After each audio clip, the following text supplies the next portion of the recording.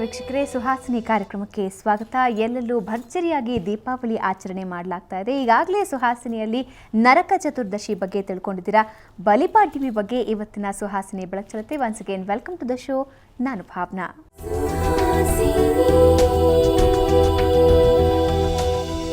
ಬಲಿಪಾಡ್ಯಮಿಯ ವಿಶೇಷತೆ ಬಗ್ಗೆ ತಿಳಿಸ್ಕೊಡೋದಕ್ಕೆ ಇವತ್ತು ನಮ್ಮ ಜೊತೆ ಇದ್ದಾರೆ ವಿದ್ಯಾ ವಾಚಸ್ಪತಿ ಡಾಕ್ಟರ್ ಸಂತೋಷ್ ಗುರುಜಿ.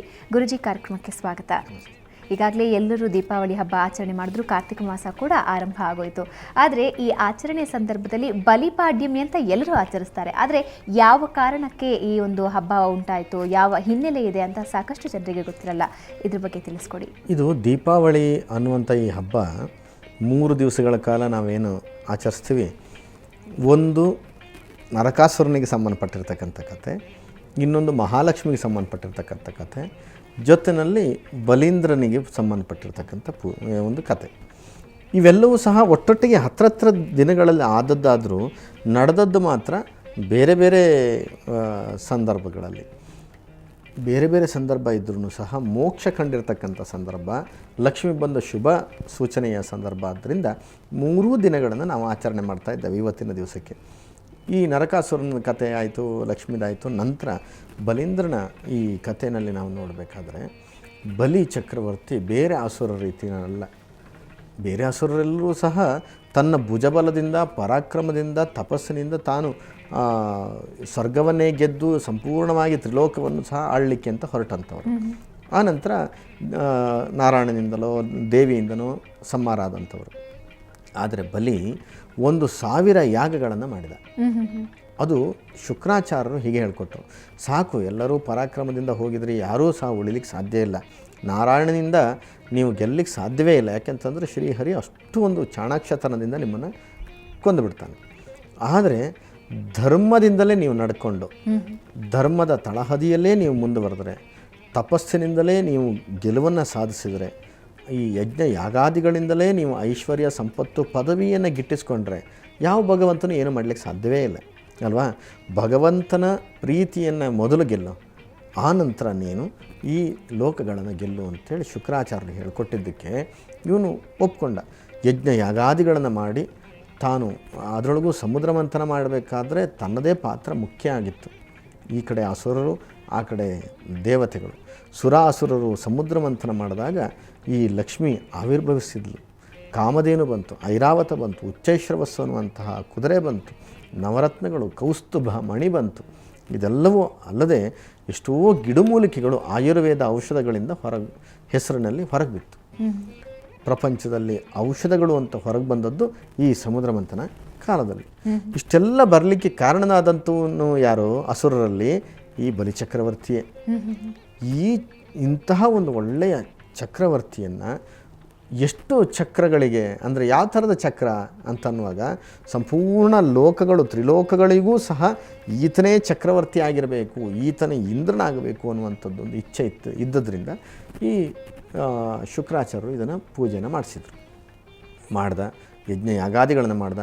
ಕಡೆಯ ಈ ಅಶ್ವಮೇಧ ಯಾಗವನ್ನು ಮಾಡಬೇಕು ಅಂತ ಹೊರಟು ಆ ಯಾಗವನ್ನು ಮಾಡಿ ನಂತರದ ಕಡೆಯ ದಿನಗಳಲ್ಲಿ ನಾನು ದಾನ ಧರ್ಮಾದಿಗಳನ್ನು ಮಾಡಿ ದಾನಗಳಲ್ಲೇ ಸರ್ವಶ್ರೇಷ್ಠನಾಗಿರಬೇಕು, ದಾನಿಯಾಗಿರಬೇಕು ಅಂಥೇಳಿ ತಾನು ಸಂಕಲ್ಪಿಸ್ಕೊಳ್ತಾನೆ. ಇದೇ ಸಂದರ್ಭವನ್ನು ಶ್ರೀಹರಿ ಕಾಯ್ತಾ ಇದ್ದ. ಯಾಕೆಂತಂದರೆ ಯಾವ ಸಂದರ್ಭದಲ್ಲೂ ಇವನ್ನ ಸಂಹಾರ ಮಾಡಲಿಕ್ಕೆ ಯಾವ ಕಾರಣಗಳು ಇಲ್ಲ. ಅಂಥ ದುಷ್ಕೃತ್ಯಗಳನ್ನು ಮಾಡಿದ್ದು ಏನು ಕಂಡಿದ್ದಿಲ್ಲ, ದುಷ್ಟತೆಯೂ ಅಷ್ಟೊಂದು ಕಂಡಿದ್ದಿಲ್ಲ. ಹಾಗಿದ್ದ ಮೇಲೆ ಇವನನ್ನು ಸಂಹಾರ ಮಾಡದೇ ಇದ್ದರೆ ಅಸುರರ ಪ್ರಾಬಲ್ಯ ಜಾಸ್ತಿ ಆಗತ್ತೆ. ಅಸುರರು ಪ್ರಬಲರಾದರೆ ನಂತರ ಪ್ರಪಂಚ ಯಾವತ್ತೋ ಒಂದು ದಿನ ತೊಂದರೆನೇ. ನೋಡಿ, ದೇವತೆಗಳು ಎಷ್ಟು ಯೋಚನೆ ಮಾಡಿದರು. ರಾಜಕಾರಣ ಮಾಡಬೇಕಾದ್ರೆ ದುಷ್ಟರು ಹೆಚ್ಚಿಗೆ ದಿವಸ ಅವ್ರನ್ನ ಇರಲಿಕ್ಕೆ ಬಿಡಬಾರ್ದು. ಒಂದಲ್ಲ ಒಂದು ದಿವಸದಲ್ಲಿ ಅವರನ್ನು ಸಂಹಾರ ಮಾಡೋದಾಗಲಿ ಅಥವಾ ಅವರನ್ನು ಮೆಟ್ಟಿ ನಿಲ್ಲೋದಾಗಲಿ ಮಾಡಿದ್ರೆ ಮಾತ್ರ ಧರ್ಮ ನಿಲ್ಲುತ್ತೆ ಅನ್ನೋದನ್ನು ಶ್ರೀಹರಿ ಅವತ್ತೇ ಬೋಧನೆಯನ್ನು ಮಾಡಿದ. ಈ ಸಂದರ್ಭದಲ್ಲಿ ಅವತಾರಗಳನ್ನು ಎಷ್ಟೋ ಎತ್ತಿದ್ದಾನೆ. ಆದರೆ ಬಲಿಚಕ್ರವರ್ತಿಯ ಸಂಹಾರಕ್ಕೆ ಯಾವ ಅವತಾರಗಳನ್ನು ಎತ್ತೋದು? ಯಾಕೆಂತಂದರೆ ಅವನಿಂದ ತೊಂದರೆ ಆದಂಥದ್ದಾದರೂ ಏನು ಕಂಡಿದ್ದೇವೆ? ಏನೂ ಇಲ್ಲ. ಹಾಗಿದ್ದ ಸಂದರ್ಭದಲ್ಲಿ ಓಹೋ ಅಂತೂ ದಾನ ಧರ್ಮಾದಿಗಳನ್ನಾದರೂ ಮಾಡ್ತೀನಿ ಅಂತ ಹೊರಟಿದ್ದಾನೆ. ದಾನವನ್ನು ಪಡಿಬೇಕಾದ್ರೆ ಬ್ರಾಹ್ಮಣನಾಗಿ ನಾನಲ್ಲಿ ಹೋಗಿ ದಾನವನ್ನು ಕೇಳಬೇಕು. ಹಾಗಾಗಿ ಇನ್ನೊಂದು ಪ್ರಶ್ನೆ, ಬ್ರಾಹ್ಮಣ ಸರಿ, ಆದರೆ ಕುಬ್ಜ ಶರೀರ ಯಾತಕ್ಕೆ? ಅದರೊಳಗೆ ಬಹಳ ವಿಶೇಷತೆ ಇದೆ. ಯಾಕೆಂತಂದರೆ ತಾನು ಅವನ ಭಕ್ತಿಯ ಪರಾಕಾಷ್ಠೆಯಲ್ಲಿ ಕುಬ್ಜನಾಗಿದ್ದಾನೆ. ನೋಡಿ, ಭಗವಂತ ಅವನು ದುಷ್ಟನೇ ಆಗಿರಲಿ ಏನೇ ಆಗಿರಲಿ ಅಲ್ವಾ, ಭಕ್ತನೇ, ಅವನಿಗೆ ಕೊಡಬೇಕಾದ ವರಗಳನ್ನು ಕೊಡಲೇಬೇಕು. ಅವನು ನಾರಾಯಣನನ್ನು ದ್ವೇಷಿಸಿ ಹೊರಟಲಿಲ್ಲ, ತಾನು ಪ್ರೀತಿಸಿ ಯಜ್ಞನಾರಾಯಣನಿಗೆ ಹವಿಸ್ಸನ್ನು ಸಹ ಕೊಟ್ಟಿದ್ದಾನೆ. ಇಷ್ಟೆಲ್ಲ ಆಗಿ ಇಂಥದ್ದಾದರೂ ಧರ್ಮದ ನೆಲೆಗಟ್ಟಿಗೋಸ್ಕರವಾಗಿ ತಾನು ತಗ್ಗಿ ಅವನ ಸಂಹಾರಕ್ಕೆ ಹೋಗ್ತಾ ಇದ್ದೀನಿ ಅಂತಂದರೆ ಎದೆ ನಿಲ್ಲಿಸಿ ಹೋಗುವಂಥದ್ದಲ್ಲ, ಕುಬ್ಜನಾಗಿಬಿಟ್ಟ. ಯಾರು ಅಂಥ ನಾರಾಯಣನೇ ವಿರಾಟ ದರ್ಶನ ನೀಡಿದಂಥವನು, ವಿರಾಟ ಸ್ವರೂಪಿ ಆದಂಥವನು ಕುಬ್ಜನಾಗಿಬಿಟ್ನಂತೆ. ಆದರೆ ದಾನ ಸ್ವೀಕಾರ ಮಾಡಲೇಬೇಕಾದಂಥದ್ದು. ಅವನ ಭಕ್ತಿಯ ಪರಾಕಾಷ್ಠೆಗೆ ಭಗವಂತನೇ ಕುಬ್ಜನಾಗಿದ್ದಾನೆ.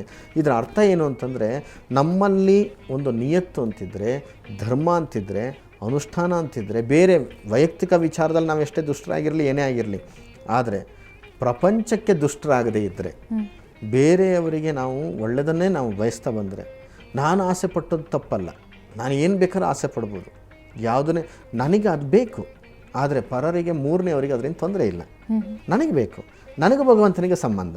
ಹಾಗಂತೇಳಿ ಬೇರೆಯವರಿಗೂ ಅನ್ಯಾಯ ಮಾಡಿದರೆ, ಬೇರೆ ಪರಸ್ತ್ರೀಯನ್ನು, ಪರದ್ರವ್ಯವನ್ನು, ಪರ ಸಂಪತ್ತನ್ನು ನಾನು ಅಪಹರಿಸಿದರೆ ಆಗ ದುಷ್ಟ ಅಂತ ಆಗ್ತಿದ್ದೆ. ಈಗ ಭಗವಂತನೇ ಕುಬ್ಜನಾದಂತೆ, ಇವನ ಹತ್ರ ನಾನು ಏನಾದರೂ ಮಾಡಿ ಇವನ್ನ ಇಲ್ಲಿಂದ ತಪ್ಪಿಸ್ಬೇಕಷ್ಟೆ. ಈಗ ವರಗಳನ್ನು ಪಡೆದು ಇಷ್ಟು ಸಾವಿರ ಯಜ್ಞ ಯಾಗಾದಿಗಳನ್ನು ಮಾಡಿದ್ರೆ ಇಂದ್ರ ಪದವಿ ಕೊಡಲೇಬೇಕು. ಇಂದ್ರ ಪದವಿಯನ್ನು ಕೊಡಬೇಕಾದ್ರೆ ಈಗಾಗಲೇ ಪುರಂದರ ಅನ್ನುವಂಥವನು ಇಂದ್ರನಾಗಿದ್ದಾನೆ. ಹಾಗಿದ್ರೆ ಅವನ್ನ ಏನು ಮಾಡಬೇಕು? ಅವನು ಇಳಿಸ್ಬೇಕಾಗತ್ತೆ. ಇವನಿಗೆ ಯಾವಾಗ ಕೊಡಬೇಕು? ಆ ರೀತಿಯಾಗಿ ನಾನಂತೂ ಅವನ ಭಕ್ತಿಗೆ ಮೆಚ್ಚಿ ವರ ಕೊಡಬೇಕಾದಂಥ ಸಂದರ್ಭದಲ್ಲಿ ಈ ದಾನವನ್ನು ತಗೊಂಡು ಅವನನ್ನೇ ಇನ್ನು ಅಲ್ಲಿಗಡೆ ಹಾಕ್ತಾ ಇದ್ದೇನೆ, ಕುಬ್ಜನಾಗಿ ಅವನಲ್ಲಿ ಹೋಗ್ತಾ ಇದ್ದೇನೆ ಅಂಥೇಳಿ ವಾಮನ ರೂಪದಲ್ಲಿ ಶ್ರೀಹರಿ ಇವನ ಹತ್ರಕ್ಕೆ ಬರ್ತಾನೆ.